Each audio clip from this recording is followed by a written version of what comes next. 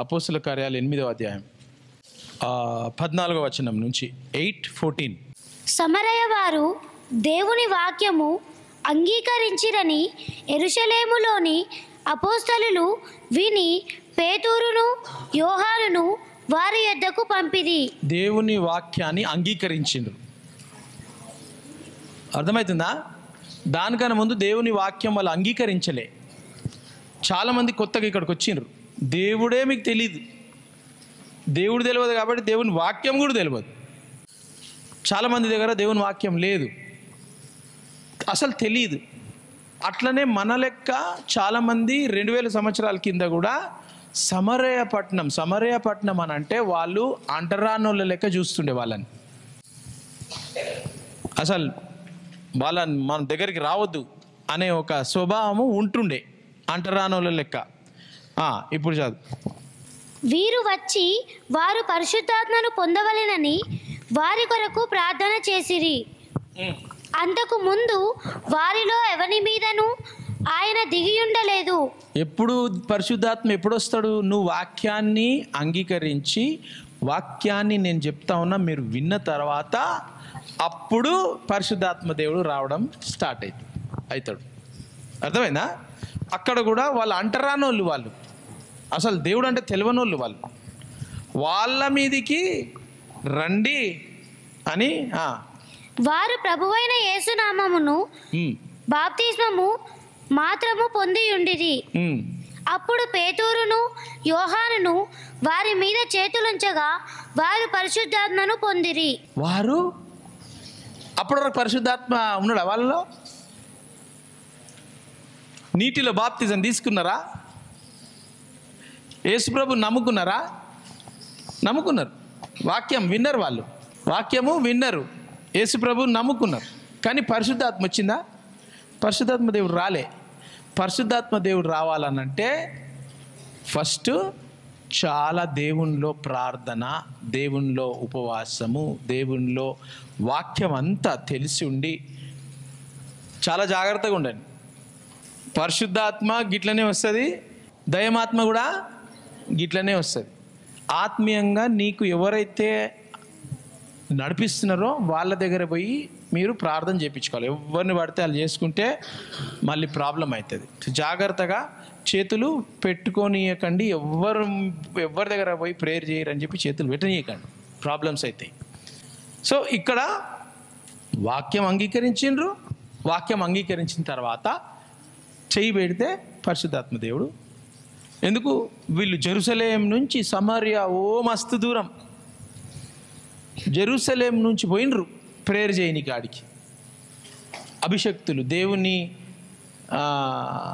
నమ్ముకున్న వాళ్ళు, శిష్యువులు, వాళ్ళు పోయి ప్రేయర్ చేస్తే దేవుని శక్తి వాళ్ళ మీదకి దిగింది. చెప్పు మళ్ళీ చదువు, ఇంకా 20 వరకు చదువు. అపోస్తలులు చేతులుంచట వలన పరిశుద్ధాత్మ అనుగ్రహింపబడెనని సీమోను చూచి వారి ఎదుట ద్రవ్యము పెట్టి నేనెవరి మీద చేతులుంచుదునో వాడు పరిశుద్ధాత్మను పొందునట్లు ఈ అధికారము నాకు ఇయ్యుడని అడిగెను. పరిశుద్ధాత్మ దేవుడు ఎట్లా వస్తాడు? పైసలు ఇస్తే వస్తాడా? ఆడ ఏమంటున్నాడు? సీమోన్ అంట. సీమోన్ ఏం చేస్తున్నాడు? చూసిండు, అరే ఇదేందో సూపర్ న్యాచురల్గా వచ్చేసింది, దేవుని శక్తి వచ్చేసింది, నా కోసం కూడా దేవుడు తెలియదు, ఏం తెలియదు, నా కట్ట పైసలు తీసుకపోయి ఇచ్చేసిండు. ఇచ్చి కొంచెం నాకు ప్రేయర్ చేయవా, నువ్వు ఎట్లయితే చేసినావో అది నాకు కూడా రావాలా అని పైసలు ఇచ్చిండట. ఉన్నారు అట్లా బిజినెస్ చేసేటోళ్ళు దేవుని పేర్లా, దేవుని పేరట బిజినెస్ చేసేటోళ్ళు చాలామంది ఉన్నారు. మీకు దేవుడు పైసలు తీసుకొని పరిశుద్ధాత్మ గిఫ్ట్ని ఇచ్చిండా లేకపోతే ఫ్రీగా ఇచ్చిండా? ఇప్పుడు నీకు ఒకటే వరము, దేవుని అభిషేకం వచ్చింది. ఆ అభిషేకాన్ని నువ్వు ప్రార్థనలో గంటలు ప్రేయర్లో గంటలు వాక్యంలో చదివి ఇంకొక 10-15 సంవత్సరాలకు మంచిగా ఆత్మీయంగా స్ట్రాంగ్ అయితే అప్పుడు నువ్వు ఇచ్చే స్థాయికి వస్తావు. లేదనంటే నేను చెప్పి నాతో రండి అని అంటే నేనైతే ఎక్కడ మీటింగ్కి వెళ్తానో నా అథారిటీ కింద మీరు వస్తే నేను మిమ్మల్ని బ్లెస్ చేసి మీరు చేయండి అని అంటే ఆ మీటింగ్లో మాత్రము నా అథారిటీ కింద పనిచేసిన వాళ్ళు అప్పుడు జరుగుతుంది. ఆ మీటింగ్ అయిపోయాగానే మళ్ళీ యథార్థంగా అయిపోతుంది. నా అథారిటీ కింద ఉన్నవాళ్ళు ఉంటే ఎదగాల. మీరు దేవునిలో ఎదగాల, దేవుని వాక్యంలో ఎదగాల, దేవుని ప్రార్థనలో ఎదగాల. టక్మన నాకు టంగ్స్ వచ్చేసింది కదా, చలో మన అందరూ పోయి దయాలు ఎన్నగొడదామని అంటే ఆత్మలో స్ట్రాంగ్ ఉండాలి. అట్లా నడవదు. అక్కడ వాడు వచ్చిండు, పైసలు ఇస్తున్నాడు, కొంచెం నాకు కూడా కావాలా, ఫైర్ కావాలా, అగ్ని కావాలా. అందరు సమరయులు అంటరానోళ్ళు. కానీ సమరయ వాళ్ళు అంటరానోళ్ళ దగ్గర ఎవరు పోనోళ్ళ దగ్గరికి ఎవరు పోయిండ్రు? పరిశుద్ధాత్మ దేవుడు పోయిండు. పరిశుద్ధాత్మ పోయి వాళ్ళను బ్లెస్ చేసి వాళ్ళు ఫైర్ నిండిపోయి ఆత్మలో బాప్తిజం టంగ్స్ మాట్లాడడం స్టార్ట్ చేశారు. దాని తర్వాత దాని తర్వాత పైసలు ఇచ్చిన తర్వాత ఏమైంది చూడు. అందుకు పేతురు, నీవు ద్రవ్యమిచ్చి దేవుని వరము సంపాదించుకొందునని తలంచుకొనినందున నీ వెండి నీతో కూడా నశించును గాక. నీ వెండి, నీ పైసలు, నీ బంగారం నువ్వే పెట్టుకో. దేవుని అభిషేకం పైసలతో కొనుక్కుంటావా? నువ్వు పైసలతో అమ్ముతావా? చాలామంది అమ్ముతున్నారు ఇప్పుడు, నాకు తెలుసు.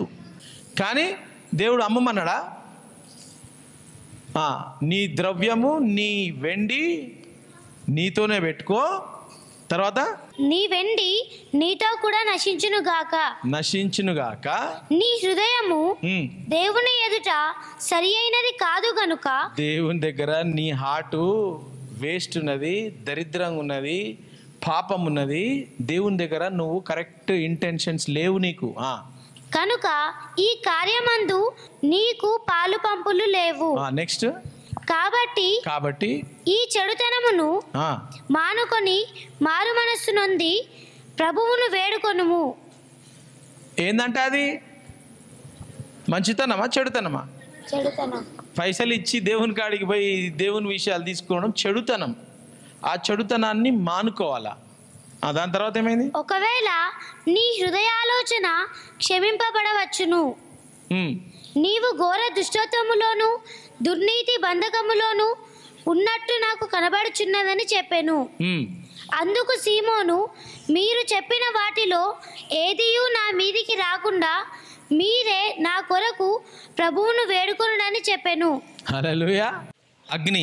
అగ్నిని అంటించిన కదా, ఈ అగ్నిని అంటించిన ఈ అగ్ని పెద్దగా కావాలని అంటే ఏం చేయాలంటే మనము వాక్యము, ప్రార్థన, ఆరాధన.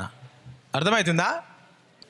నాలో ఉన్న ప్రాఫెసీ, నాలో ఉన్న హీలింగ్, నాలో ఉన్న అనాయింటింగ్, నాలో ఉన్న గిఫ్ట్స్, విజన్స్, డ్రీమ్స్ అవన్నీ నేను చేయబెట్టిన.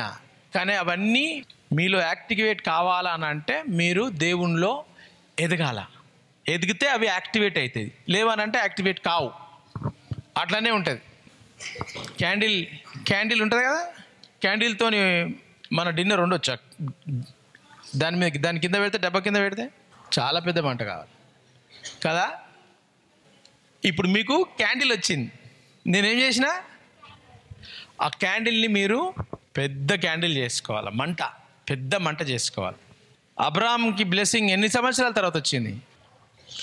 యోసేపుకి 13-15 సంవత్సరాలు అయింది.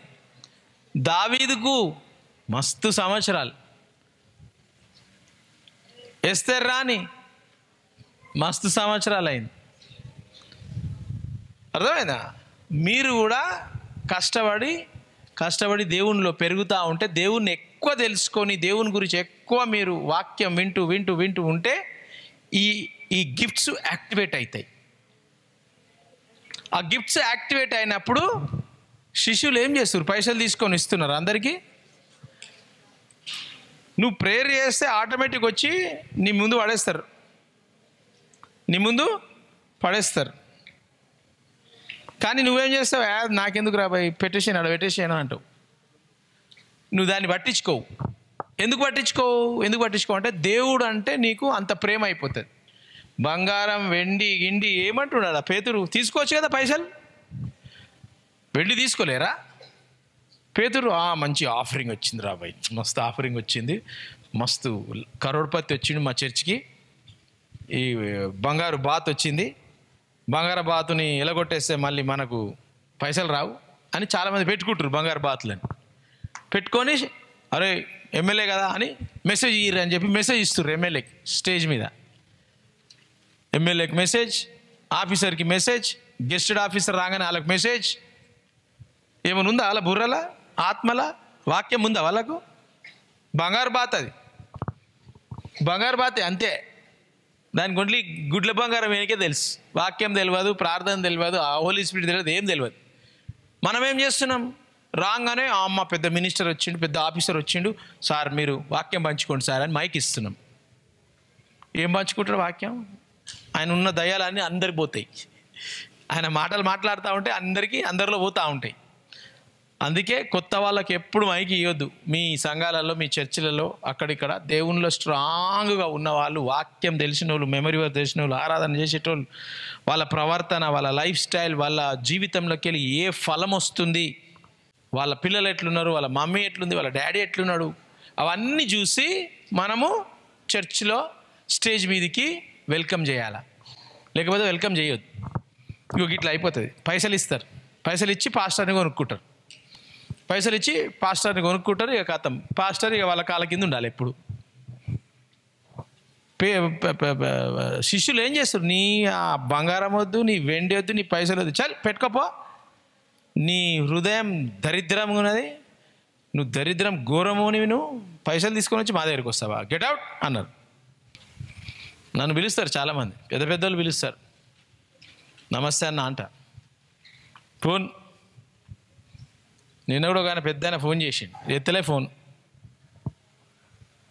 ఎందుకంటే బంగారు బాతు, నేను బంగారు బాతుకి గిఫ్ట్స్, ఫ్రూట్స్, ప్రొఫెసీ అన్నీ ఉన్నాయి. ఈ బాతుకి చాలా ఉన్నాయి. నన్ను తీసుకుపోయి షో కేసులో పెట్టినట్టు పెడతారు ముంగట. షో కేసులు ఇట్లా పెట్టంగానే అందరు కొనుక్కుంటారు కదా, ఇది ఈ చీర బాగుందిరా, ఈ ప్యాంట్ బాగుందిరా అని పెడతారు షో కేసులో. అట్లా నన్ను తీసుకుపోయి షో కేసులో పెడతారు కొంతమంది. మా మీటింగ్కి బిషప్ వచ్చిండు, మా మీటింగ్కి గ్రేస్ టీవీ, జీసస్ వే, ఫౌండర్, డైరెక్టర్, బిషప్, అపాసల్ అని పెట్టేస్తారు. బంగారు బాత్ వచ్చిందని. అందుకే నేను పోను, చాలా మీటింగ్స్లో నేను పోను, బయట కనిపించాను. ఎక్కడ పెద్ద పెద్దోళ్ళు ఫోన్ చేస్తే కూడా, sorry sir, I'm very busy, I have meeting, very very important meeting everyday. అర్థమవుతుందా? అది నేను ఇన్ని బంగారు బాతులను సృష్టిస్తున్నా నా లెక్క. దేవుని అభిషేకాన్ని అమ్ముకోకండి, వేలం పెట్టకండి. పెడుతురు చాలామంది, దేవుడు చూసుకుంటాడు వాళ్ళని. మన హృదయాలు ఎట్లుండాలా? దేవుడు ఉంటే కరెక్ట్గా ఉండాలా, అట్లుండొద్దు. అర్థమైందా?